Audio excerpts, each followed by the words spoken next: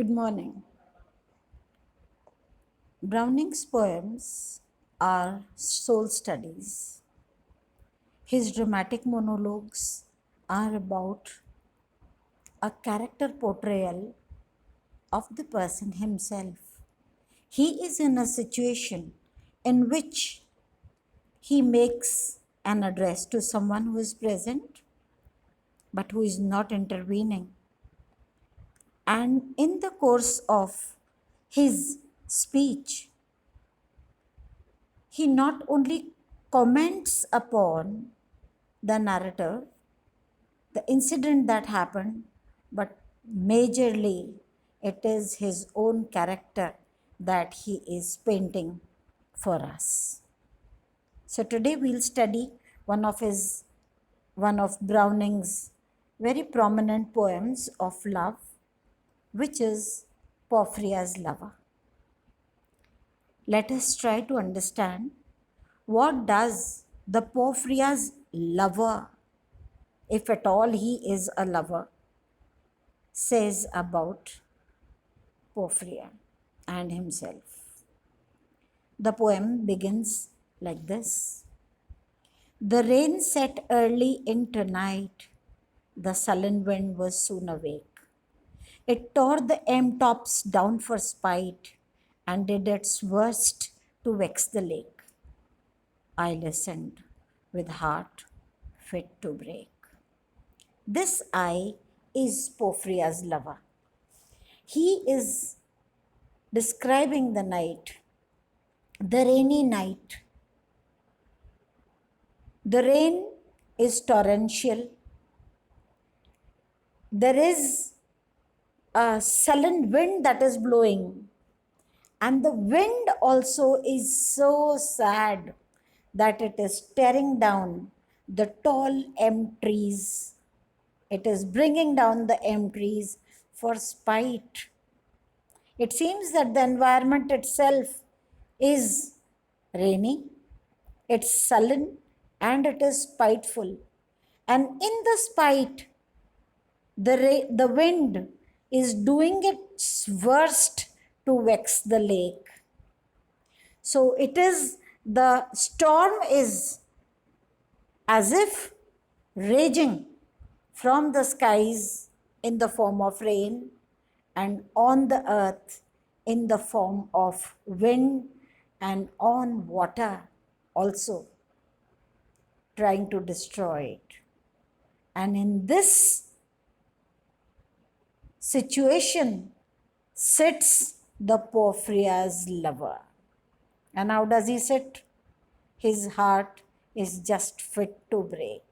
So storm there is outside the cottage, and storm there is inside the cottage. And in this moment of storm, glided in Porphyria. She is gliding. It's a soundless motion. She comes, and because Porphyria means the goldfish, and with a graceful movement, Porphyria is in straight. So there is no hesitation. She enters. She shuts the cold out and the storm. So the environment which was stormy outside and inside is eased with the presence of Porphyria, who shuts down not just the cold but the storm. And see, the Porphyria's lover is calculating.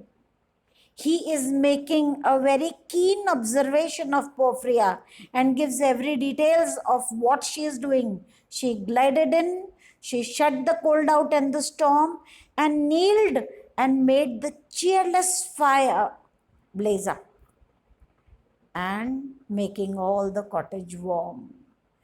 Which done, after doing which, she rose, and from her form, see, he is looking at her intently, and from her form withdrew the dripping cloak and shawl, and laid her soiled gloves by, untied her hat, and let the damp hair fall. And last, she sat down by my side and called me. So, this Porphyria, the girl who has combated the storm, the man sits inside and makes no gesture to meet her, but she does fight the storm. She comes in, makes the room cozy, and then takes off the clothes that are a strong cover to her. She removes the cloak, she removes the shawl, she removes the gloves, and also unties her hair, and that lets the damp hair fall down. And she sat down by his side and called him.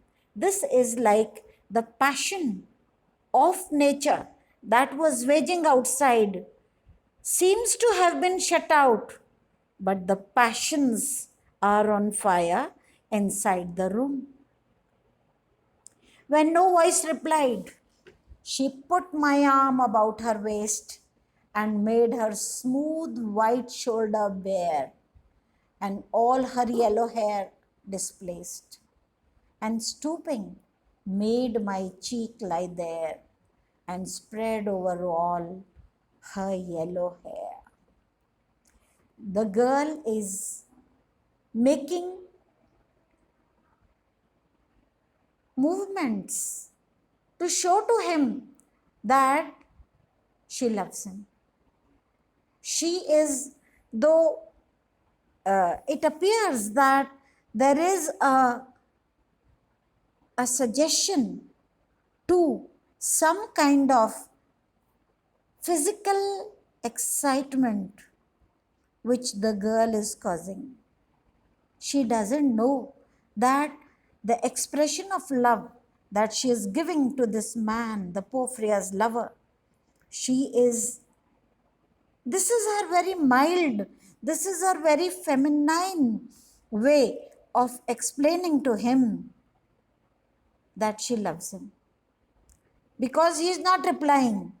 Had he spoken to her, it is very probable that she would have sat down and told her side of the story. But that he doesn't reply, so she makes every effort to make him feel warm. And the yellow hair that she displaced all around her and made her shoulder bare on which to rest the head of the lover, murmuring how she loved me. So there are soft voices that she is making. Here we can understand that in a way she seems to have been betrothed to someone else, but for the love that she owed to him, she has made an effort to come and meet him. She is cajoling him to understand the situation which she has fallen into. And also, she is wanting to make him understand that her love for him is constant. Though weak, she has fought the world and made her way into the storm only to come and convince him of her love. So, the murmuring, she murmurs. This shows the soft femininity of this Porphyria. She murmurs that she loves him. She, too weak for all her heart's endeavor to set its struggling passion free from pride. So it is a common understanding that a girl will not make the first expression of love. It is just fit for her to stay quiet and the man does it. But here the man sits as though cold in passion. She is offering her warmth of love to this man who sits cold in front of all her love. So her struggling passion, she has to break those ties. It is just passionate that she should not speak it, but it is also passionate enough that when he is not making an expression, she does it. So she struggles with her passions to free them from pride, and vainer ties deceive her.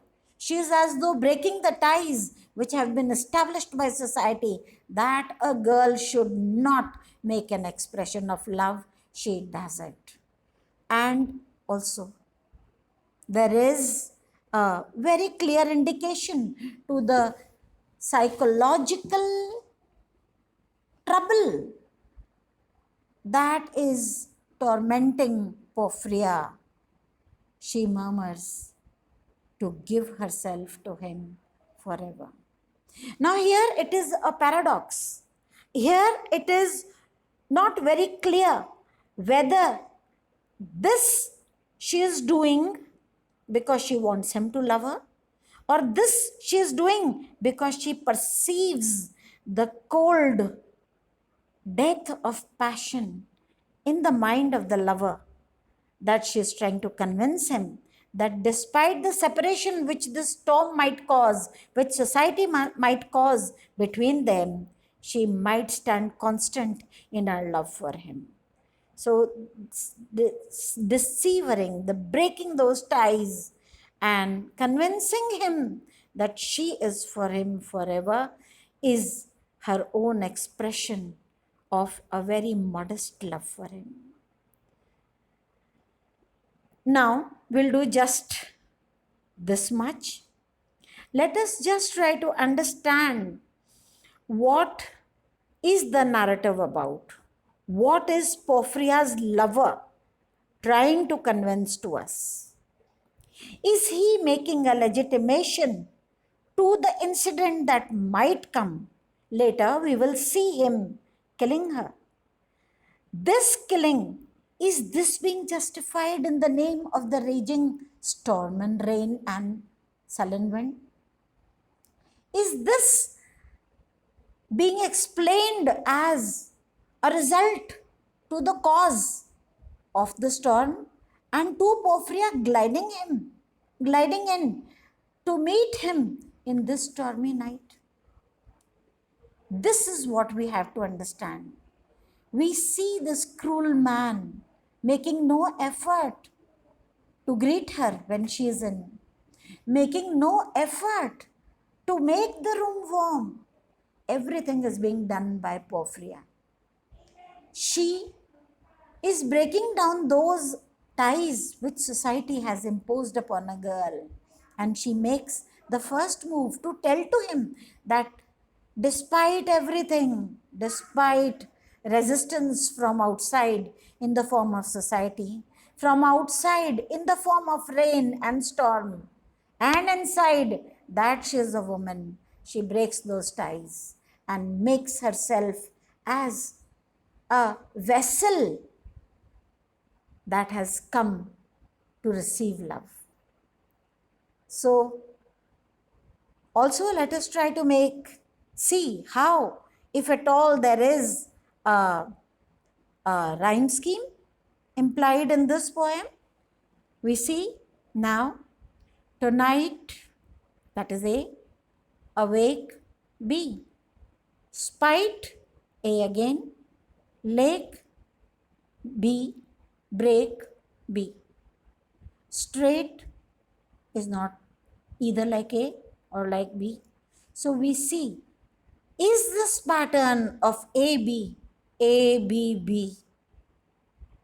expressive and suggestive of the madness that is raging in the mind of the lover? Is this about the musings and the calculated study of the storm, of the tranquil Porphyria moving in? Is this a repeated pattern over the fabric of the poem? It seems it is, because straight, B, C, storm, D, great, C, warm, D, form, D. So there is a pattern. The pattern of action, the pattern of the character portrayal, the twos juxtaposed. So this is Porphyria's lover. I would suggest you make an understanding of the title Porphyria. Porphyria, which is a goldfish, which possesses an innocence, a grace of movement, a simplicity of character. But most important, however, is the term lover. Is what he is doing expression of love? Which we shall continue in the succeeding lecture on Porphyria's lover. Thank you.